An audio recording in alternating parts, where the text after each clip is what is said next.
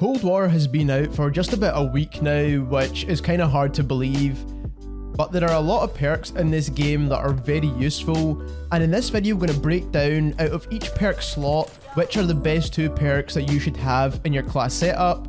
This video is just going to quickly go over which are the best perks, but we're going to have a breakdown video of each individual perk explaining exactly how each of them work. So if you love these breakdown videos and you want to see more like it, subscribe to the channel so you don't miss out. In terms of the different perk tiers, so perk 1, perk 2 and perk 3, perk 1 and perk 3 actually have the better perks in them overall. I feel like perk 2 slot is kind of a bit lacking overall. So we're going to start with that one, but in each perk 1 and 3 there's a lot of good options in there, and like I said, we're going to pick out the best 2. But for perk 2 just now, the best 2 in my opinion are Gearhead as well as Tracker. Now a good honourable mention is Quartermaster as well, and that recharges your equipment over 25 seconds, so this will be your lethals as well as your tacticals. However, for Tracker for example, you can see the enemy footsteps when they run past you, and also if you aim at enemies it will reveal them on the team's minimap, so this is very good for maps where it's really difficult to see, such as Miami for example. It's quite hard to see in that map, so if you just so happens to aim at an enemy, it'll also show them up on the minimap for your team to see as well, which is very useful. So this is a very good perk to use if you find it difficult to find enemies inside Cold War. And then like I said, Gearhead is the second option, and this will reduce your field upgrade cooldown as well as store up to 2 field upgrade charges. Now, this is amazing, so that means you've got 2 field upgrades, so you can either have 2 field mics or 2 proximity mines, and then not to mention if you use the correct wildcard you can actually have 2 tacticals as well as 2 lethals as well, so there's a lot of equipment to be used inside of this game. So if you want to know if enemies are coming up behind you, or if you want to put a field mic in each of the spawn areas, this is great to use and you'll know exactly where enemies are with a field mic. Or if you want to use a proximity mine for example, you can actually kill a few enemies now instead of just one with 2 different proximity mines. In terms of Assassin and Scavenger, replenishing ammo is not that useful, especially inside multiplayer, and enemies that get revealed with a big crosshair on the minimap is just the same as seeing an enemy in general on the minimap, so it's not a huge extra bonus, not to mention that you receive extra score for taking enemies down or taking kill streaks down.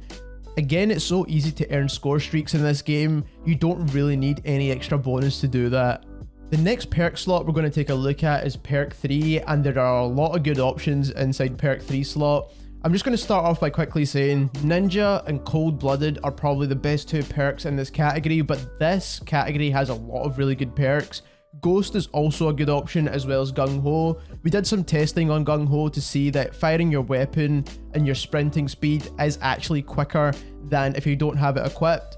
Also, switching weapons is slightly faster, it goes from 1 second down to 0.8 seconds. Not a huge difference there, but it's still useful, and also you do take less fall damage as well, but fall damage inside multiplayer is not a huge concern overall. And firing more accurately while sliding is something we weren't able to test, but I'd imagine it is something that's going to be quite useful too. But like I said, all these small things that Gung Ho gives you does add up into a pretty decent perk. But like I said, it's nothing compared to Cold Blooded and staying off of score streaks. And this is very important inside this game because in the second half of most games, everyone's running score streaks, chopper gunners, you name it. And this will keep you off of the map, which is very useful. And then for Ninja, Ninja is a fantastic perk. We've done some testing on this as well, and it reduces footsteps ridiculously well. And you can only hear enemies that have Ninja running about 15 meters away, and even then the footsteps are very low with Ninja. So like I said, this is a very good option for a perk, and that's why I say Cold Blooded as well as Ninja are the top 2 perks. In terms of Ghost, being undetectable by spy planes is useful in my opinion, or UAVs for that matter. But like I said, I think Cold Blooded is more important inside multiplayer, especially with the current score streaks and the way they work. So like I said, Cold Blooded is a better option. And Spycraft is also quite useful. I found myself being saved quite a lot of times with Spycraft, but it doesn't trigger if you walk over a proximity mine with Spycraft, so it is useful, but I feel like hacking these things during mid-game is going to be quite difficult. Lastly, now we're going to take a look at the perk 1 slot. Now again, the perk 1 slot has some really great options in here. So we've got the Engineer, which detects enemy equipment and score streaks through walls. you can see enemy score streaks on your minimap and reroll care packages. Now, this again is useful if you want to see where equipment is on the map so you don't get killed by any proximity mines and things like that, for example. But again, the perk 3 slot for Spycraft is actually better because it just protects you from them overall anyway. Paranoia is a weird perk that I wouldn't really recommend. It shows you if players are looking at you, and the yellow things that come up on the screen are just very obnoxious and annoying, so I don't really like this perk that much. Next we have Flak Jacket. Now Flak Jacket is an awesome perk to be using. It takes less damage from enemy explosives, molotovs, and even combat blow flames as well, which is very useful. And we've noticed that it only does half damage with C4, and also it does quite a lot less damage with Semtex as well. We've not run any testing with molotovs or the combat bow yet, but with Semtex as well as C4 it performs really well, and also it does really well against frags too. Again, Tactical Mask is a great option as well, and these are the two that I'd highly recommend in this category of perk 1. Tactical Mask protects you from flashbangs and stun grenades. It makes you immune to gas as well. The gas part is not very useful with this perk because the gas mine doesn't actually work in this game anyway, so you don't need to concern yourself too much with that. But in terms of flashbangs and stun grenades, this is very effective. It pretty much reduces the effectiveness to nothing for both the flashbangs and the stun grenades, which is awesome. The last perk we have is Forward Intel, and this is a kind of useful perk. The first part of seeing enemy reinforcements on your minimap is sort of useful. Again, this is very similar to just a UAV more or less.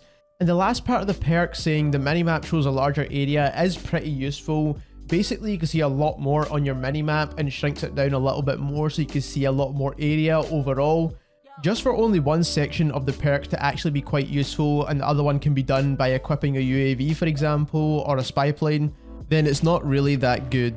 So just to summarize this video, perk slot 1, Flak Jacket and Tactical Mask are the best two perks. Perk slot 2, we've got Gearhead and Tracker with an honourable mention of Quartermaster, and perk slot 3, we have Cold Blooded as well as Ninja as the best two perks. Like I said, overall, each perk does have its place inside of this game, some a bit more than others, obviously. What I think will also be really interesting to see is if they bring these perks into Warzone alongside the current Modern Warfare perks. We clearly know we're getting the guns from Cold War, but are we also getting the rest of the class set up? But like I said, this video is just to give you the 6 best perks in each of the categories, so you know which one you should be running in your class, or you know which one you should be trying to unlock. If you enjoyed this video, don't forget to leave us a like, as it helps us get recommended to more people. On top of that, subscribe to the channel because we're trying to reach our goal of 5,000 subscribers by the end of the year, and we're going to be pushing out a lot more content over the coming days anyway regarding Cold War. And also when it switches over into Warzone, we've got a whole bunch of content planned for that as well. Thank you very much for watching.